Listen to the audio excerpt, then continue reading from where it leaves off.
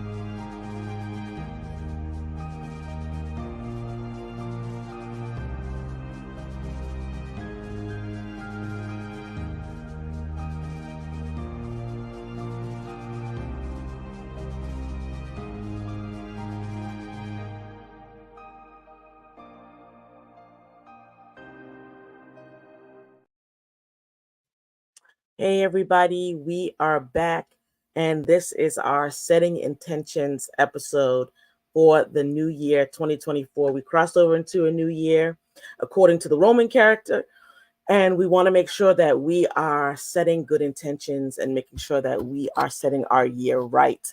I am going to introduce our two guests. We have two amazing guests who are in the mental health and spiritual world. We have Miss Sonia and Pastor Joseph. Welcome, both of you. Oh, Thank we lost you. Joe.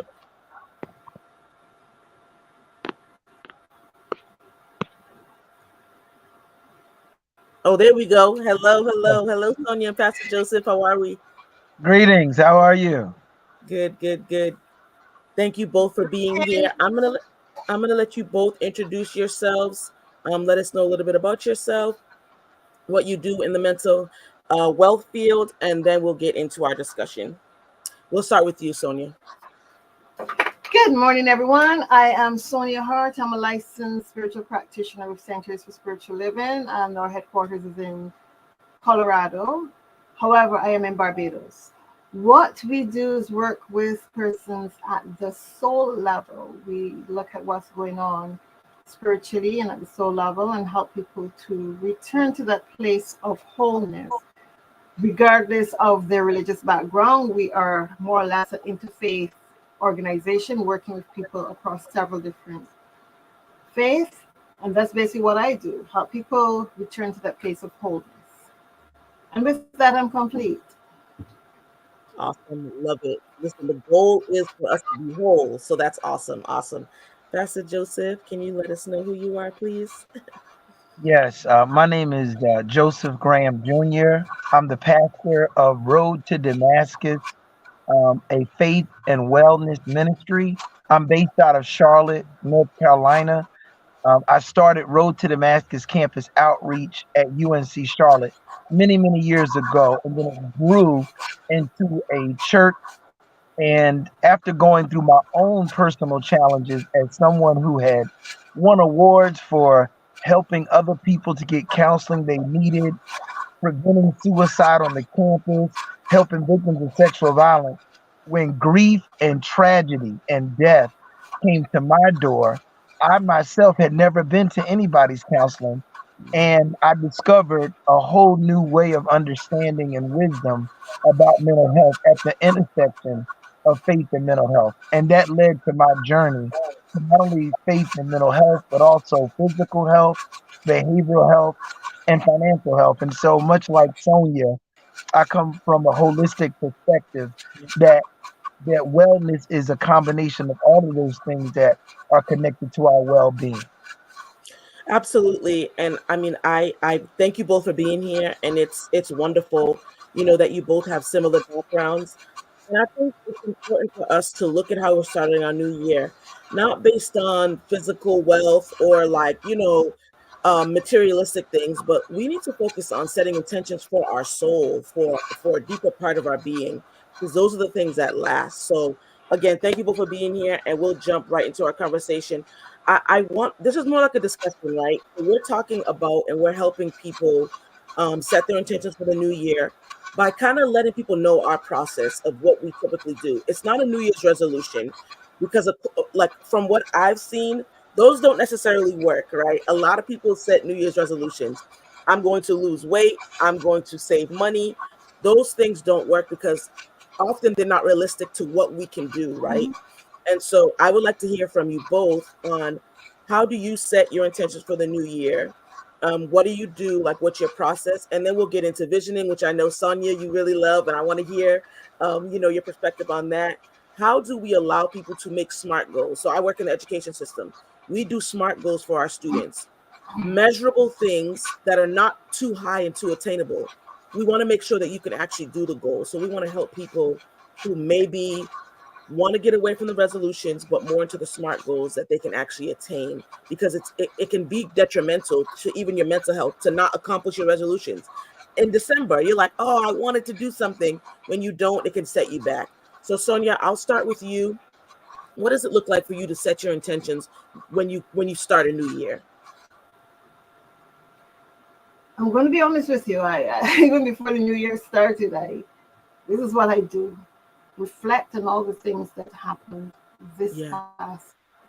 Look at the things that happened in 2023. What worked, what did not work, and the things that I had planned but never executed. So I look at all those things, and then I set my intention. What is going to be a priority this year for me? And I work from that perspective. So as far as resolutions, well, I don't have resolutions. I just have a continuum of what happened from last year, eliminating the things that were not so positive. It is almost like doing a balance sheet, your counting process. What am I going to carry forward into this year? Sorry. What am I carrying forward, and what am I going to just eliminate off my books? Because some things you don't want to carry. So I'm hoping that this year will be, not hoping, I am knowing for myself that this year is going to be an awesome year, because my intentions are, one, to connect with Source all the time when I'm making key decisions. Go to God when I'm making key decisions. And we'll talk more about this in terms of vigilant. Yeah. But that's the major intention for me, to connect with Source, to connect with God when making decisions for where I am going in this coming year, this year of 2024. That is one. The other thing that I've intended to do is to execute some of the things that I didn't do last year. That, you make the plan, you write up the plan, it's a beautiful plan, but I put up this wall of fear, and it's like, oh, I can't, all the little things to say I can't do because this is not in place. And to, again, allow Spirit to work through me and guide me into executing some of those things which are income generating outside of counseling and working with clients, other income generating avenues. Yeah. I personally am not setting any goals for this year, because they're things I had planned from last year, that I will be working on. So I'm not adding any new goals on top of those. Instead, I'm just going to continue from where I left off. I'm not even where I left off. I'm letting this become a circle of life for me. The new year, I'm looking at it in a very cyclic way. You know, it's not like a flat line where you just drop off and you start again, but rather the continuum. You can think in terms of a wedding band. It's an endless circle. You know, I some love that. elements, some elements might change, but when I look back at my life over the last 30 years, a lot of things that I wanted to accomplish, a lot of ideas that I've had have not changed. They're still pretty much the same. So for me, it is putting those things into a workable plan, which is to do my execution schedule, get the team of people that can assist me, and again, relying on source to guide me and to bring those people into my space so that I can have that team that helps me to execute all those wonderful plans that I have made. Um, and I think that's it in a nutshell. No Yeah. new goals for me this year, just a continuum of the things that I've planned. And as I said, some of these ideas have been around for over 30 years. So for me, it's execution. How do I execute the things that I Yeah. intended? Yeah. I love that. And I love the visualization of the new year being a circle. It's not like, right, you go to the edge and then you drop off, you know. And I like that you mentioned, and I think this can be very helpful to, viewers who are listening now and who will listen, on a rewatch, that it's okay to carry over stuff from last year into this year. We don't have to set a whole new list of goals, that we can carry things over, and that's how we make sure we accomplish things. And it takes the pressure off that, oh my gosh, January 1st is here, I have to set a whole new list of goals. It can be anxiety inducing, it can cause a lot of pressure, and you could just say, I'm not going to do anything. So I love that. The carryover from one year to the next to make sure that everything's getting accomplished. And there's continuity, that the same goals that I had for last year, I don't have to wipe the slate clean. I can just keep going with those goals to make sure they get done. Love that so much. Pastor Joseph, what's your process when you encounter a new year? Yeah, so and thank you for that, Sonia. Um, I think through questions, Mm, and one of the first questions, if there's a series of three questions that I basically follow. The first one is, what experiences did I have in my previous year regarding my purpose?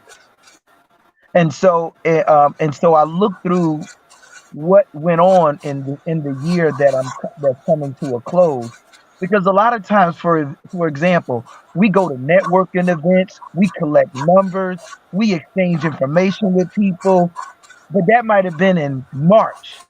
By July, you don't really remember what you did with that information.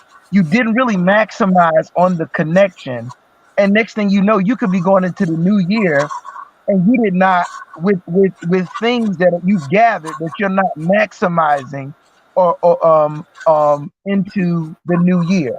So I really like to sit and review, what encounters did I have, what things did I learn, what am I noticing about myself, about my circle, about people around me, what connections were established. That's the first thing. What were my experiences and how do they impact my purpose? mm, So that's reflect and review. The second thing I do is, where do I want to be and what do I want to accomplish by December 2024? And I have it in categories. For example, personally, what level of personal growth regarding my own personal health, regarding time spent with family, mm, regarding um, let's say the fact that I'm an entrepreneur, regarding my business, regarding my children, right? So I look at, what are some things that it may be about a goal when it comes to saving. And so I'm real clear in categories where I want to be and what I want to accomplish by December 2024. What that does, it when I look at that, I then work myself backwards Mm. to what would have to happen in the previous months for me to land where I'm targeting for December 2024. That's When good. I do that, it becomes less daunting because now I have a level, some sense of steps. Well, if I want this to happen in December, it's got to look like this by November. Got to look like this by November. It should be going, this should be happening in October, and so on and so forth. And I work my way up to January. So now I have some steps in mind. And so actually, I dipped into the third plan. The third plan is the design of the plan. The Mm. question is, what are the steps?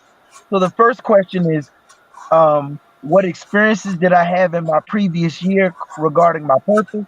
The second is, what do I want to accomplish by December 2024? And three, what are the steps to get there? So Yeah. then, and when I do the steps, I have milestones, I have checkouts, and what's big about, I'm a reward person. I don't work well with the penalization. So in other words, if I write a goal down for the week and I accomplish that and I check it, then that's, even if it's little, write down what you want to do, Yes. and I do it, boom, that's a W, right? And so Yeah. that helps. So when I do run into something that maybe delayed, didn't happen, I already have some W's to really manage my emotions and not feeling overwhelmed or underperformed. That is wonderful. I mean, you both have given such helpful advice. Sonia, you talked about more like setting your intentions from an accounting perspective, like having the ledger of things you want, the carryover. And Pastor Joseph, what I'm hearing from you is that you have to have a blueprint, just like when you build a house. You have the blueprint, you set the plans, and you do things like that. Those are key things. Like, I'm a visual person, so I'm looking at those two things like, ooh, this is something that actually can be done, and this is something that you can do for the plan. When you're saying the little goals, it's small measurable pieces, you know what I mean, that you can just eat all year, and then at the end of the year you're like, ooh, this is something that has been accomplished and is done. Sometimes we pile on everything, like November, December, we start saying, ooh, I need to get this done by the end of the year. We're stressed, and when we don't get it done, it can really take us down. So this is wonderful. If we want things accomplished by the end of the year, all year we should be working on it and having those measurable goals. And I really want to say, like, having a team that will help you, you know what I mean, even a couple people, those accountability partners, but we'll get into all that. So thank you both, for just mentioning what you do. I think it's super helpful because sometimes it can be a daunting process to plan out your whole year, but if you do it, quarterly. I mean, if we're talking about the banking system again, quarterly you reevaluate. Quarterly you have meetings and you see. And I like also, Pastor Joseph, that you mentioned you do things personal to you. Sometimes we look at other people and we set our goals that way. And then when we don't accomplish them, well, it wasn't for us. So thank you both. That was awesome. I'm even taking stuff for myself, like, oh yeah, because that's wonderful. And from that perspective is very helpful. Just saying, hey, I see a comment. Hayakua from Ghana, thank you for tuning in. Please let us know. Anyone else in the comments, please let us know how you set your intentions and set your goals for the new year. This is, an interactive chat. You can just let us know what you do. What are some things that you do? All right. So I also wanted to kind of touch on, so we talked about the SMART goals and we talked about how to set for the new year. So 2023 could have been rough for a few people, right? Some people experience loss. Some people experience, just bad feelings of grief, anxiety, stress, depression, and all that. When the new year comes, we often reflect, and Sonia, I think you were mentioning this, we reflect on our past year. How do we help people navigate a healthy reflection so that we're not reflecting and then becoming even more sad, or we're like, oh man, I didn't accomplish this, or I didn't do this, or I lost so much. How do we help people reflect in a safe and healthy way? Pastor Joseph, I'll start with you. What is that process for you when we're looking back over 2023? It wasn't all wins, right? There were some losses, there were some minuses. How do we help people navigate healthily in the reflection period? I think, yeah, one fundamental perspective to help is, as crazy as this is going to sound, but fertilizer is made out of feces. And the reason why that's relevant is because when we look at how nature operates, how it was designed, that which is considered waste, when properly gone processed, it actually gives new life. Wow. And so that is the perspective we have to have when we look over even tragedy over the year and say, where is the fertilizing element in the adversity that I dealt with? Because Wow. it is there. To Wow. be persuaded and convinced that it is there is very important. Unless a seed is buried to the ground, new life can't come forth. Right. And so even our losses are learnings. And so that is the perspective we have to have when reviewing our year, that inside of every tragic moment is a seed of triumph. And so then you make it almost adventurous to discovering it. That is great. That shifts the perspective, because we sometimes look at our losses as, oh, we failed, we didn't accomplish this. But if we change our lens and our viewpoint, then we're seeing, okay, how did what I did not accomplish, or this didn't work out the way I wanted to, how can this propel me into my goal, into what I'm doing? I love that. That's really good, and that's really helpful. And I know that a lot of people are going to be helped from that it's not just about losses. It's not just about what you didn't do. How can you take what you didn't do, what you weren't able to accomplish, and shift it into something else? Very, very, very, very good perspective. Sonia, what about you? How do you healthily reflect? I do a lot of journaling. I Mm, write things out. I write where I'm at, how I'm feeling, and about things. Things come up. I would encourage people to journal, to write things out as they happen to you and through you. In addition to that, reflection for me also happens through art. I like to paint my feelings sometimes. Get all that darkness out by painting. mm, It doesn't necessarily have to be writing a script. It can be anything that allows you to express what happened to you during the year, how you felt, mm, um, talk about your interactions with other people, how they made you feel, what worked, what did not work for you throughout the year. But finding a medium through which you can express what is going on inside of you at a mental and spiritual level, yeah. and putting it down so you can, at a glance say, oh, this didn't work for me. I personally have done some paintings, and when I showed them to my daughters, they say, oh, mommy, these are very dark. Because it's abstract. It's what I call intuitive painting. You just place the music in the background and you allow your feelings to come up and you paint based on how you're Mhm. feeling. They say, oh, mommy, this is very dark. And at the time, I was going through some challenges, going through divorce and all those other things that Mm, can put you in a not so pleasant place. So reflecting for me from a healthy perspective has to do with where you're at and doing the thing that makes you feel connected again to source, that makes you feel connected to your higher self, where you can get in there and allow that expression, that creative expression to come out through you. By saying, okay, this is what I experienced, this is how I felt, this is how this made me feel, and this is how the people around me who I shared this story with made me feel. And then analyzing it and taking from it what you want to move forward with. And if you so desire, the things that you didn't like, you can do the burning bowl ceremony, drop them into a burning bowl and say, you know what? I no longer want to have this in my life. Um, Also, I believe in the power of the spoken word and Mhm. naming and claiming and affirming what it is you want. Yeah.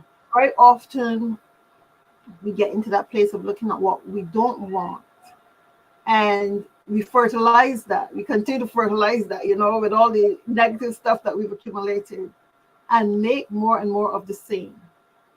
Whereas if you just say, you know what, this is what I want, and this is where I'm going to spend my energy, focusing on what I really want to experience.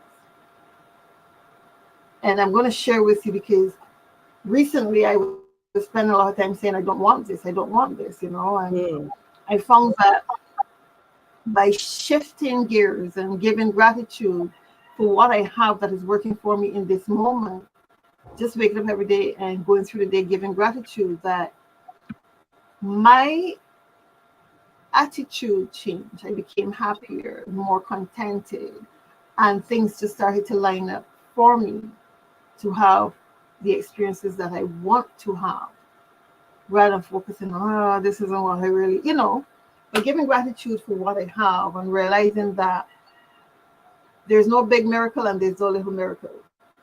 It's just a miracle.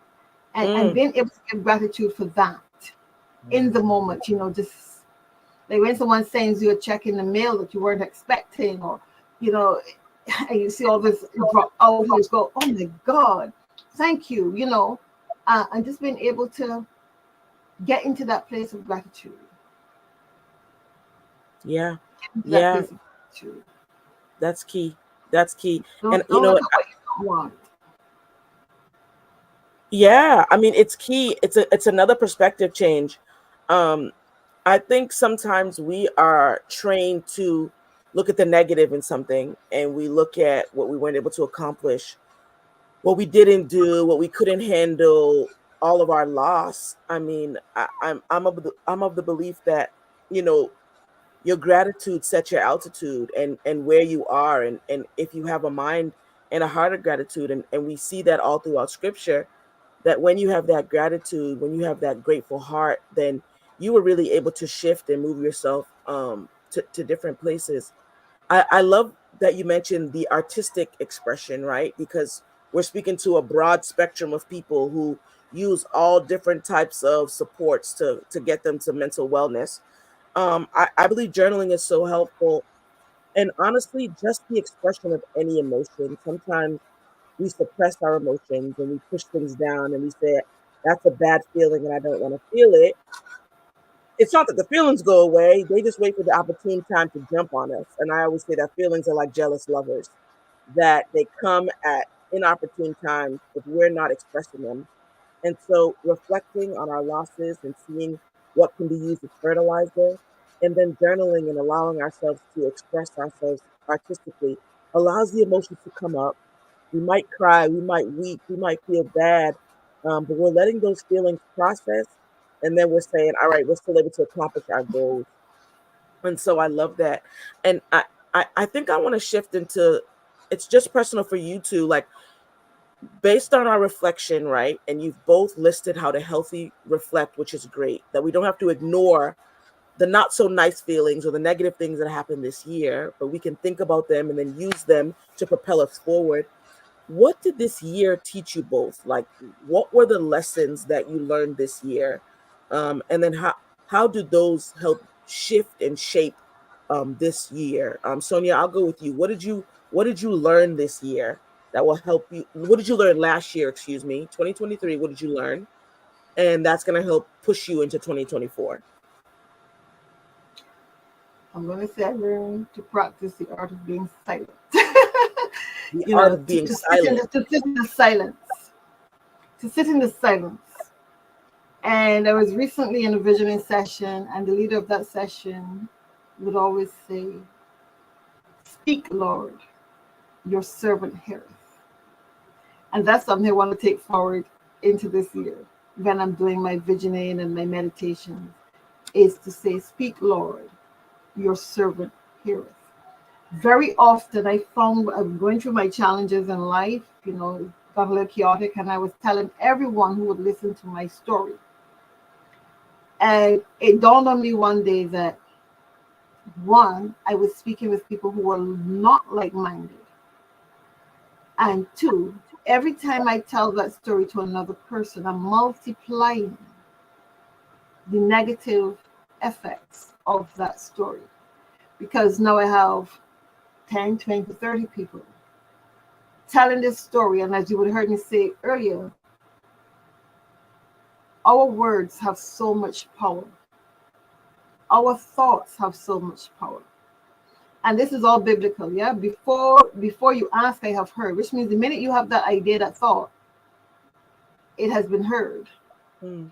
So when I share all these negative stories about what's going on in my life, that is, I'm working with everyone on the planet. Imagine what that's doing for my life. That's not really healing my life.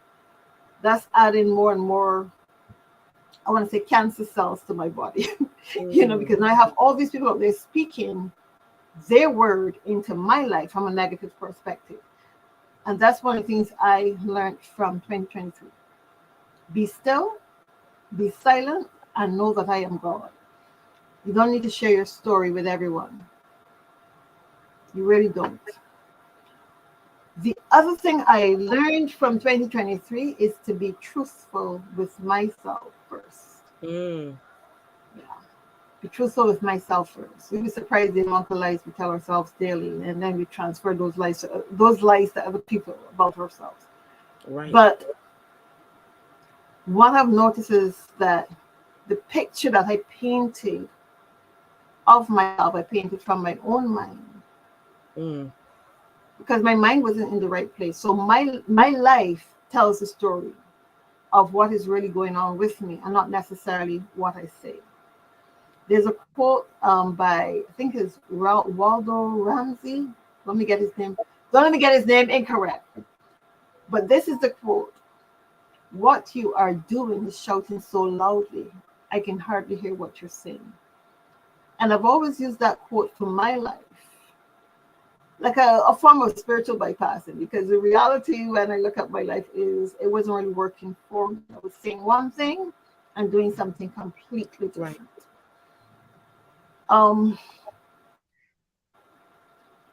The other thing that I'm taking out of 2023 is sacred selfishness. Be kind to me first. Love me more than I love anyone else on this planet. Be kind to me. Take care of Sonia first. I'm putting on my own oxygen mask before I look to see who else needs oxygen. Because if I don't have oxygen, I can't give you oxygen. I can't help you. Right. And as a spiritual practitioner, I have to make sure that my cup is full and overflowing when I go out to assist other people. And it has to be full of good stuff, stuff that's going to be vitalizing and really get people on that path of wholeness. I cannot show up for clients and bring an atmosphere of negativity, bring that negative energy to people. You can fool yourself, but you can't really fool spirit. And those are the things that I'm bringing into 2024, the things I'm letting go, the things I've learned from 2023 that really resonated with me, and that I have made the intention to work with in 2024. Self-love, sitting in the silence, and not sharing my story with whoever have a pair of ears. All those are so amazing and so protective of ourselves. I like that, I know you had mentioned sacred selfishness on another broadcast. And it's important for us to do that, especially as we speak to people's spirits, right? That we are always pouring out, making sure that we're full. I think that's the highest form of self-love, is how we take care of ourselves, because we have to take care of so many people, and so many people are depending on us. And if we're not okay, then we really can't help anyone else. Pastor Joseph, what did 2023 teach you, and how are you using those lessons to push you into 2024? The thing that stands out the most, or the phrase that serves as an umbrella of the things I learned, is there is no self-care if you're not self-aware.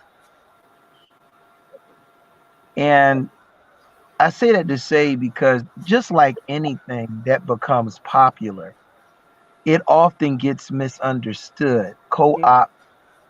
And so self-care, especially coming off of COVID, which is still a reality, self-care has taken on forms that are not actually a fulfillment of what it is actually defined as. In other words, we know the reason I say self-care without being you can't have without being self-aware is because one must be honest with themselves and where they are not healed, where their deficiencies are, where their wounds Mm. are located, Mm-hmm. what aspects of their mind, body, and spirit are injured, Mm. so that you can actually do self-care. Because care by definition can't happen if you've not identified it, what's wounded, what's hurt. Right. And sometimes what I've learned about being self-aware is our ego works in concert with our lack of healing. This is what I mean. The places where we need healing are places where hurt is. Mm. Our ego oftentimes doesn't want to address certain things. When we don't want to address certain things, we come up with rationale to avoid those things. And one word that comes out of that is blind spots. And I like to say blind spots are not created by things we don't see. Mm. Blind spots are created by our confidence in what we think we know and Wow. think we just like if you're driving a car, it's because I got my rear view mirror on the left, I got the mirror here in the middle and right here. I can turn my head. So because of what I can see, I have a confidence Mm. that actually causes me to miss what's out of my purview. Wow. That's why counselors make the worst patients, nurses and doctors make the worst patients, teachers make the Right. worst students, because we are so convinced of our knowledge that we miss our deficiencies. Mm. That's why everybody has to have a mentor, no matter how phenomenal we think we are. Mm-hmm. And so I have learned that there is no self-care if you're not self-aware. And a part of being self-aware is having someone you trust to be accountable to. Mm-hmm. Or you will rehearse events because every time it's time to change, your ego connects with your pain and comes up with a reason why to dodge what you really need to deal with. So that when folks talk to you or your peers say, well, have you dealt with that? You know how to out talk and drop the phrases and give lingo to dodge what you need to deal with. That's good. And, but when we decide to say, you know what, let me be real about where I'm not healed and stop dodging it. So that would be the thing that I've learned the most. Always do inventory on, let me not keep saying I'm doing self-care. Is my self-care become an avenue of distraction to me dealing with my issues? Because we can do that too. Absolutely. As a pastor, we all, we sometimes we know how to preach and praise over actually sitting down and dealing with situations and Wow. circumstances. Mm-hmm. And it sounds good. It sounds politically correct. But when the crowd goes home and everybody's alone and you're there by yourself, it's like, nah, you were really good today. You won an Oscar, but what you need to deal with yet waits upon you. And I'm Yeah. gonna just say the last part too. The skeletons in the closets of our parents become the imaginary friends that our children play with. Mm. So the things that we as adults don't deal with, and we become so smart in ourselves and think that we've avoided something, it manifests in our children. And we look at our kids like, where they get that from? No, they're dealing with the residue of unfinished and unaddressed circumstances you got going on. Yeah. So don't look at them like you don't know. So all of that is a part of that. There can be no self-care if you're not self-aware, because we can't ask people around us, and even especially our children, to operate in a level of reflection we have not yielded ourselves to. Ah, boy, I think when information needs to hit you or you need to hear it by how deep it cuts, right? And some people have to be cut so that you can feel like, whoa, this is something that I need to do. I mean, we're talking about being accountable. We're talking about being responsible of our own actions. We can't blame mommy. We can't blame daddy. We can't blame anyone else. We have to be responsible for our actions. And we have to take a real look at ourselves. I mean, sometimes we look at the reflection that we see is kind of glossed over or we've prettied it up, right? Filters are so popular on social media. We've put a filter over our own reflection so that we can't even see what we really look like. This is just a discussion for either one of you, right? Just to kind of touch on what you were saying, Pastor. What are the steps that someone who is struggling with that admittance to where they really are, like, this is actually where I am. I could be a therapist, I could be a pastor, I could be a counselor, right? Because we make the worst patients, we make the worst everything because, right, our knowledge supersedes everything. And we were talking on the spirituality and mental health episode saying that, right? Like, what we know usually blocks what we're able to learn. And we say, oh no, I went to school for that. Or I have my license in that and I have my degree in that. I don't need any more help. And that's not helpful to us. So how does someone who's stuck in that rut, right? How does someone get out of that rut? What do those steps look like? And speak to that pain that might be felt, or like the hard task of really looking in the mirror and taking off the filter. My mother and father, who are no longer with us in the natural, they were master teachers at respecting people's human dignity. Mm. We were the house that when folks having problems in their marriage, they came over. When kids ran away from home, they came over. When folks had situations, and my mom and dad were masters at helping people without robbing them of their dignity. We've all dealt with somebody. They'll help you, but they're going to drag you, remind you, and the whole 9 yards. But my mom and dad had a way of doing that. The reason I say that is, to answer your question, is the first thing we need to do is take our crowns off and our titles off. Mm. See, when we accept the fact that you're human, then you no longer have the pressures of trying to show up in perfection. Right. How we have boxed ourselves in and created these realities where we don't want to face the truth because we've allowed our accomplishments, our titles, our accolades, and things that we've done and titles we've been given to define us. When in reality, you're that child. You're Stephanie, you're Sonia, you're Joseph. Before doctor this, counselor this, yep, professor this, CEO that, you're human. And when you go back to that human element, you lay all of the pressures down. And you realize that you are the only one that's been dragging yourself through believing that you've got to show up perfect all the time. No. So the beginning is to lay those titles. I'm human. Nowadays, when people ask who I am, that's why, if you remember, I Joseph. Even for those who follow scripture, when Apostle Paul was first writing, he's like, I'm the chief apostle, this, that, and the third. By the last scriptures he wrote, I'm a chief of sinners. That's right. You realize that even in church spaces, we're apostle this, prophet that, evangelist this, but in the end, the greatest title that you could ever have is that you're a vessel. Mm.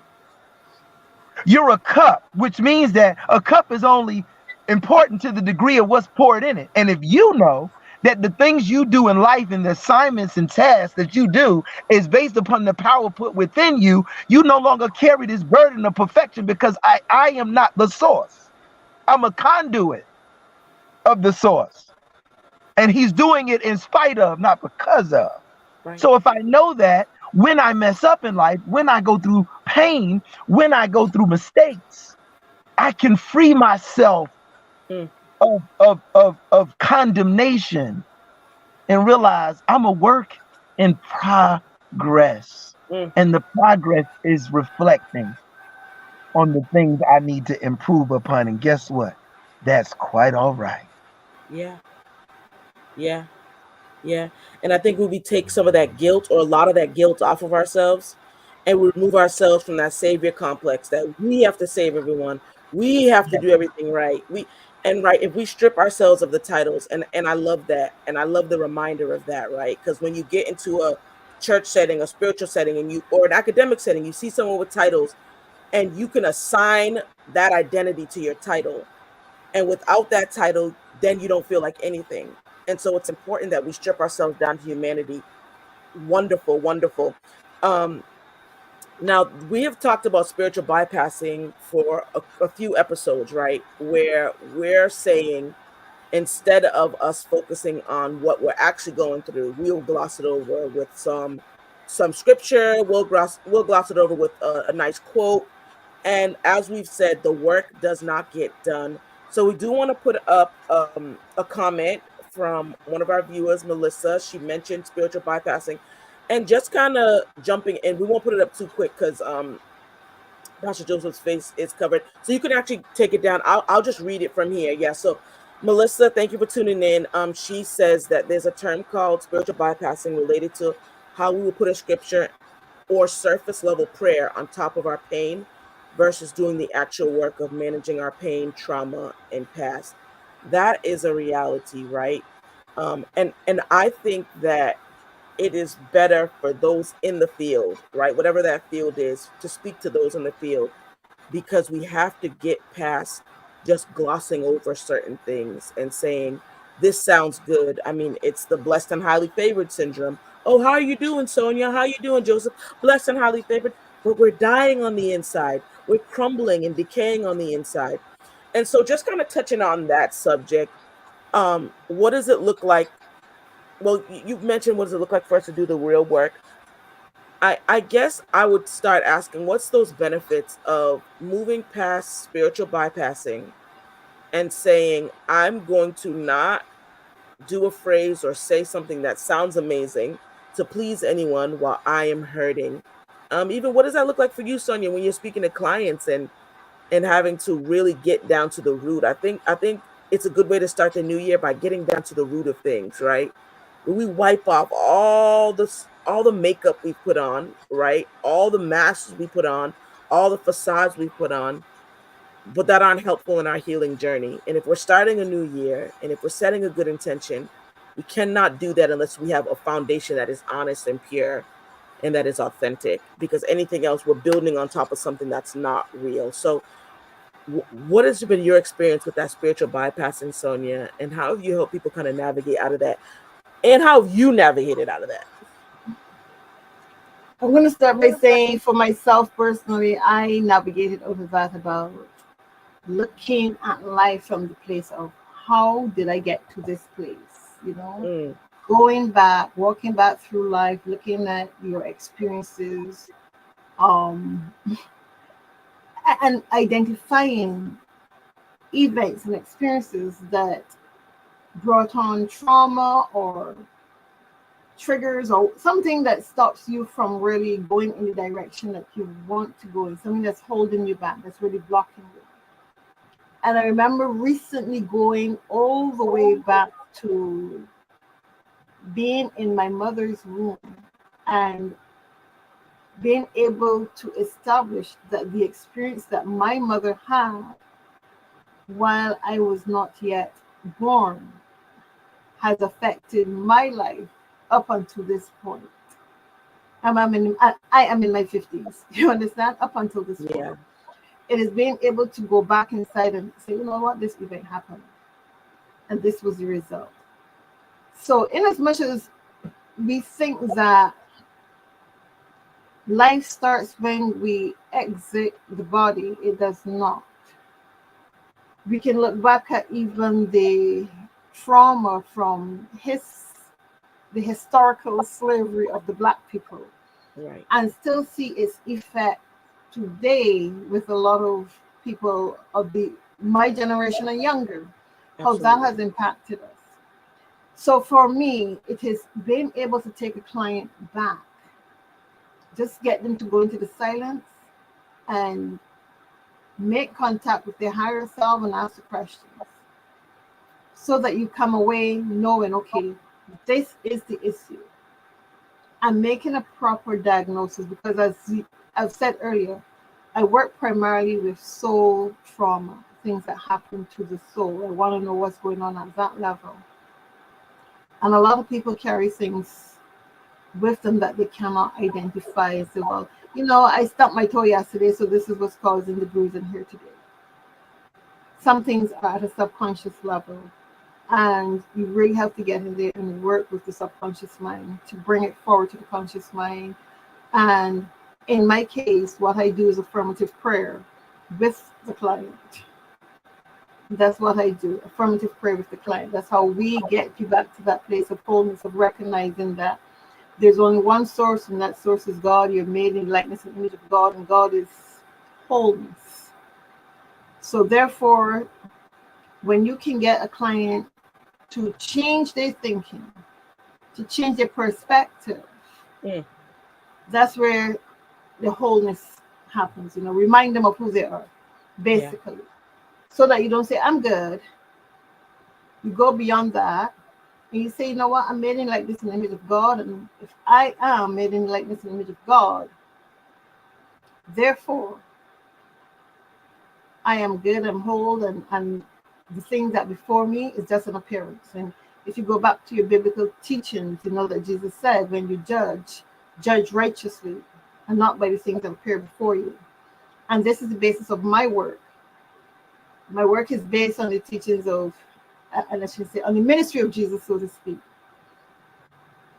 Working from that place of wholeness. You're always whole.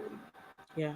So you just say to people, there's nothing to be healed, just the truth to be revealed. And that truth is being made in likeness and image of God. There's only wholeness. There's only goodness. There's only those attributes of God that we want to work with. And remind people of that's who you are. And it involves a bit of neuroscience, you start to train the mind to think a particular way, and these things manifest. The thing that you want to see manifests. So therefore, when it comes down to spiritual bypassing, I bypass the fluff and I go straight to source. Yeah. It is about be healed and know that you are healed. It is not a question of if. It's a question of knowing. And that's the basis of my dealing with spiritual bypassing. Finding out what the issue is and just using a spiritual mind treatment to assist in getting you back to that place. And a lot of it comes down to your belief patterns. What do you believe? What do you believe? Yeah. And unfortunately, we have been taught very badly about the scriptures and other, not just from the Christian perspective, but from a lot of other religious perspectives. And it comes down to what Pastor Joseph was saying, the ego gets in the way, and a lot of spiritual leaders want to take credit for what Jesus said, I of myself can do nothing, but it is God within me who does all the work. A lot of us want to take credit and say, look what I did for Stephanie, I helped Stephanie with this. When really and truly, it has been a channel through which you allow the Spirit of God to work. Yeah. Not just, because it can only work through the person who you are helping. And once you can get that person to recognize that they're made in the image and likeness of God, and God is holy, so therefore, as Jesus said, I hope I don't misquote this. I honestly hope when he said to the centurion, go, your servant is healed, without even going, because it is working with the belief pattern of the other person and yourself. I have to have that faith that when I speak my word, it is already done. I'm just reminding myself. So for me, spiritual bypassing is being able to get to the source, going back to the source. What caused this? Yeah. And sometimes I shouldn't even say what caused this, because what caused this is usually the person's thinking about the situation. Mm-hmm. Mm-hmm. So once I can understand that, then I can help a person to move beyond spiritual bypassing, become self-aware. As Pastor Joseph said, once you're self-aware, then healing can begin to happen. Absolutely. Absolutely. And sometimes we could try to be so deep that we end up just shallow. We try to, oh, I'm just gonna over spiritualize this, and it just is not helpful. And I believe this conversation has been so honest, so pure, that we're reducing, like you said, Sonia, all the fluff. That's what you said, we're going down past the titles, past everything. If we want to make sure that our year is good, that we work on ourselves and that we do those measurable goals to make sure at the end of 2024, we're able to accomplish everything that we need and not let our ego get in the way, because self-sabotage is a whole different topic. The things that we do, the sticks that we throw on our own road, and then look around, oh, who tripped me? It was me. It wasn't anything external. It was all internal, right? So we are coming up, we're going to be wrapping up soon, but I wanted to provide some space for us to talk about what it looks like for you to vision cast for your year. And then I want to give you both a chance to speak some affirmations or some positive things to our viewers, right? To set them into this new year. So what is visioning? How do you envision your year? How do you use those tools to make sure that you are planning out what you need to do? And then as we wrap up, we will leave our viewers and ultimately ourselves, right? When we hear the spoken word, it settles on us too. We'll leave with some positive affirmations to make sure our 2024 is amazing. So what does visioning look like? Anyone can answer? Well, I'm going to go with my form of visioning, which is based on Dr. Michael Beckwith's visioning. And that is usually 5 to 6 questions that you ask. And the first question is usually, what is Spirit's highest goal for my life? And that can also morph into a special project you're working on. So let's say I was working on establishing a church in Barbados. I would ask, what is Spirit's highest vision for this church unfolding? And I would ask another question is, what must I release for this to happen? What must I embrace for this to happen? I'm trying to remember all the other questions from the top of my head. But I know the final question is there anything else that I must know? Is there anything else that I must know? And I did this just a few days ago on Sunday, yesterday morning actually. Our service was about vision. So it is, what is Spirit's highest goal for myself? What must I release? What must I embrace? I don't remember the fourth question off the top of my head, but at some point in time, we can probably post them on LinkedIn for people to see.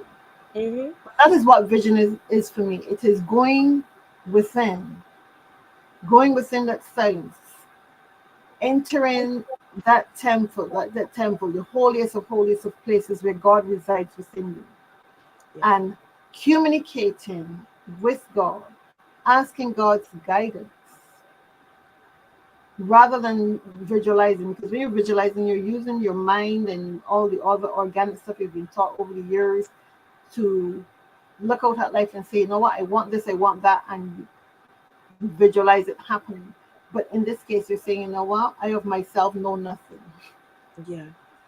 Let me seek the guidance of God. Let me seek the guidance of Source, of Allah, wherever your spiritual path takes you. But seeking the guidance of Source, rather than saying, you know what, I got this, and you visualize for what you want and not allowing Spirit to guide and direct you.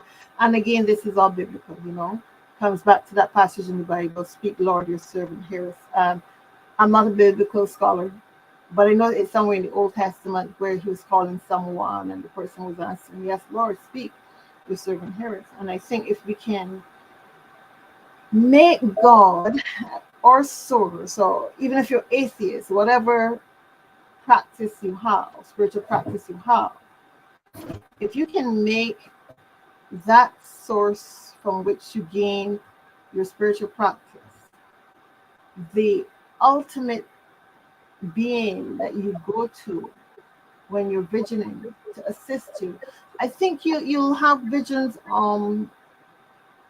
that line up with your goals, because you're asking from a higher place.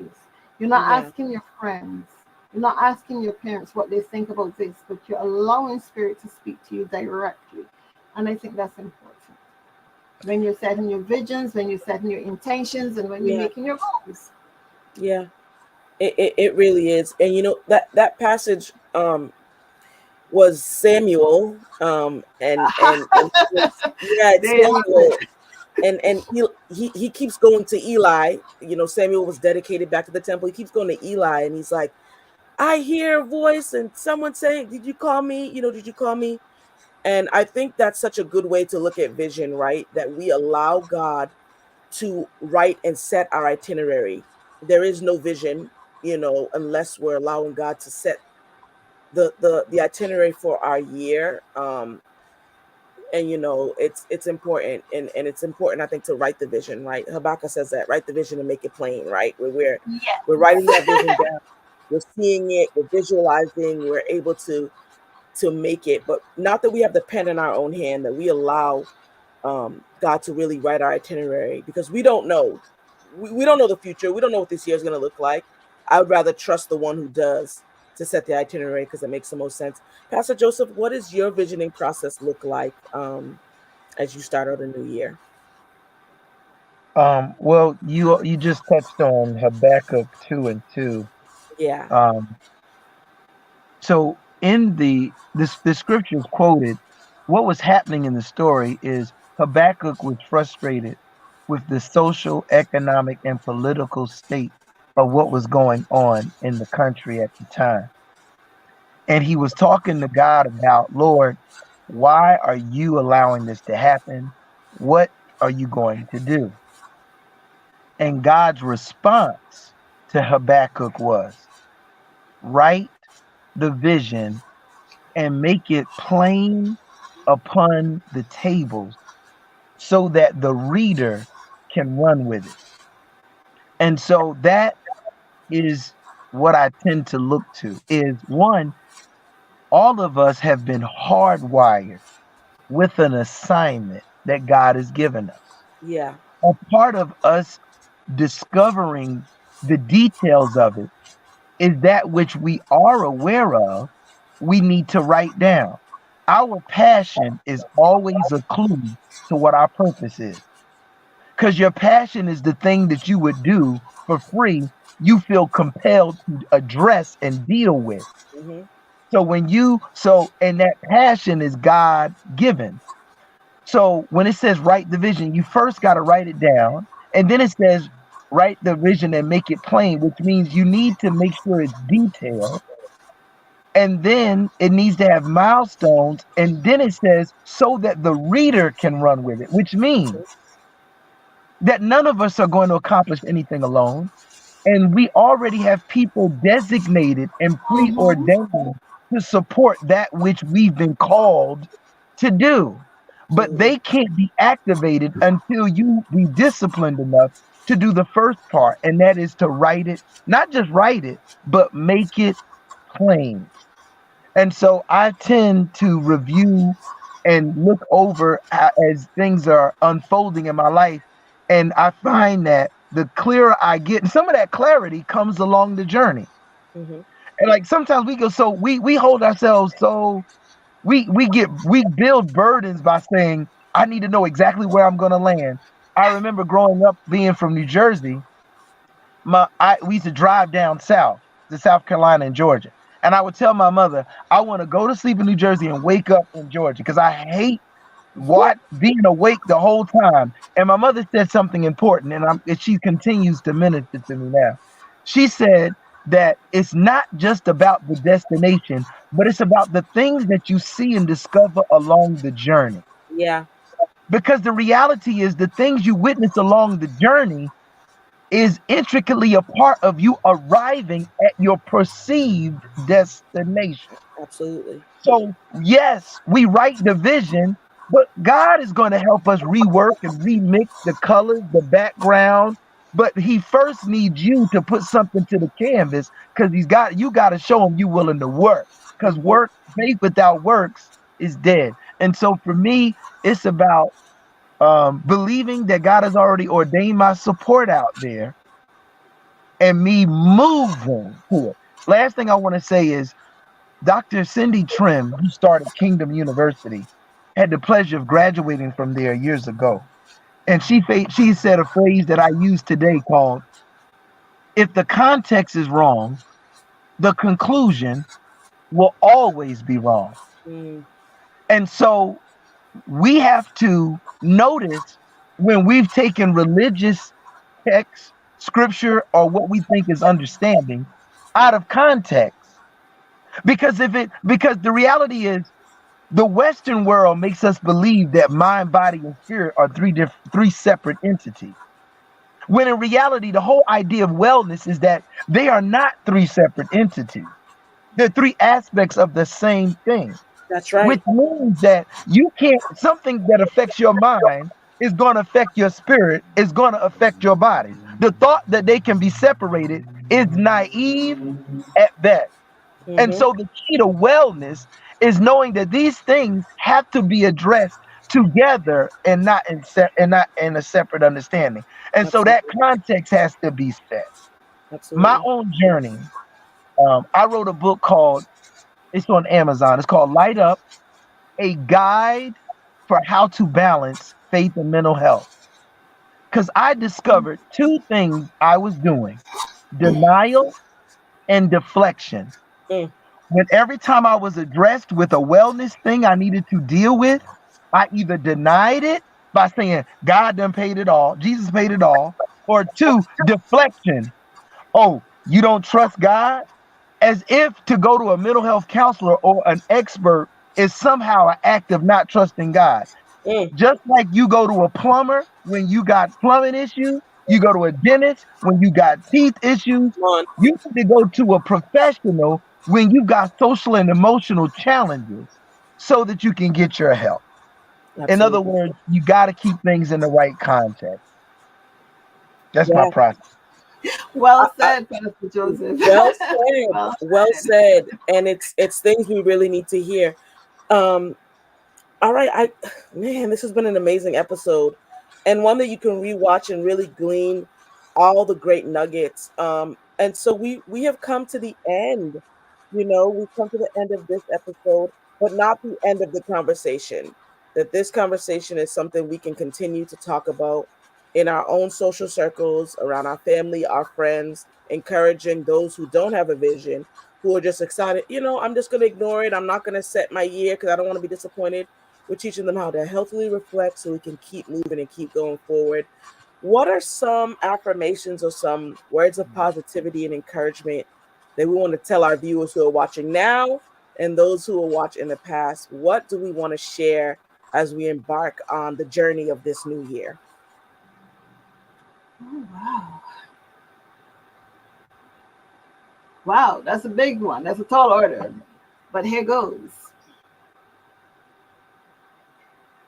My affirmation for this year, this is my personal affirmation for this year, is that all is well.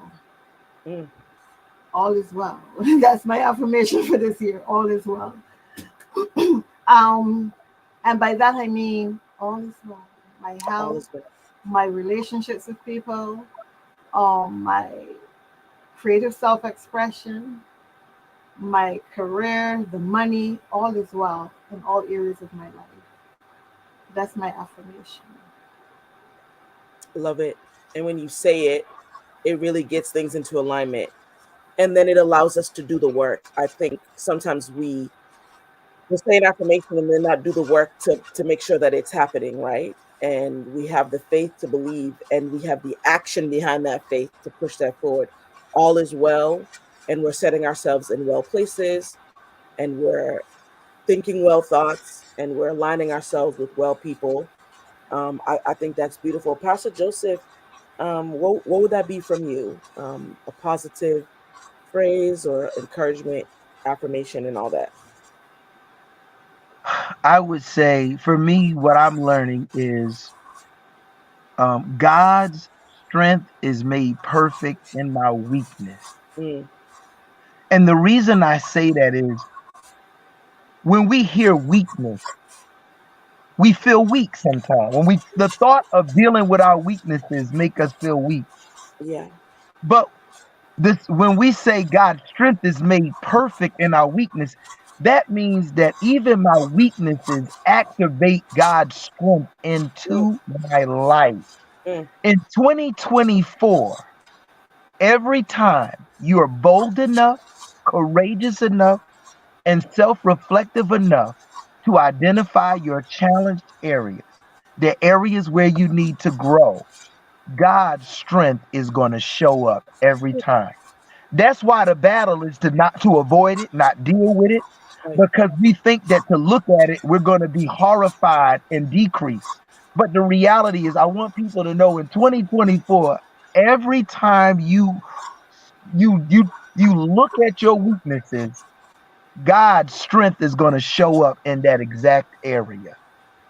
Great. Your victory is going to be born out of your vices. Great.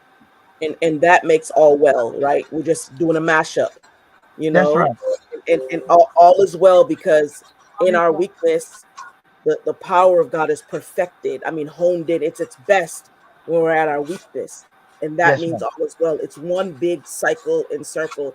I do want to read Gloria's personal affirmation. She says, I will not allow anyone or anything to cause me to corrupt or compromise my covenant with God or my covenant with myself. Amen. There we Amen. are. We Amen. are Amen. focused. We're taking Amen. accountability. We're taking responsibility. And we are going to flow into this new year with power, strength, encouragement. And we're going to allow our destiny helpers, those who've been assigned to help us accomplish our goals, to come to us. We're going to remain open. And the goal is to be whole. Thank you, Sonia. Thank you, Pastor Joseph, for your insight, for your gems, for your wisdom. Thank you for sharing. Thank you for spending the first day of your new year here. You know what I mean? Thank you. What a great way to open up our new year, right? Thank you so much for your time and just for your dedication. Much appreciated. To all of our listeners, those who are in the comments, thank you so much. We thank you for tuning in. Share this with someone you think would really benefit from this, right? We want this to go around so people can really hear how to have an amazing new year. It's not difficult. We have to eat it in small increments. Don't get overloaded. Don't get stressed. Stay focused. And by December 2024, we'll be like, ooh, our goals have been accomplished because we were able to pace it out. Write the vision, be clear and precise, and have an amazing new year. Thank you for tuning in. This has been Black Mental Health Matters, and we will see you on our next broadcast. Happy New Year and blessings to you. Yes. Thank you. Happy New Year. Thank you also. Happy New Year to everyone watching.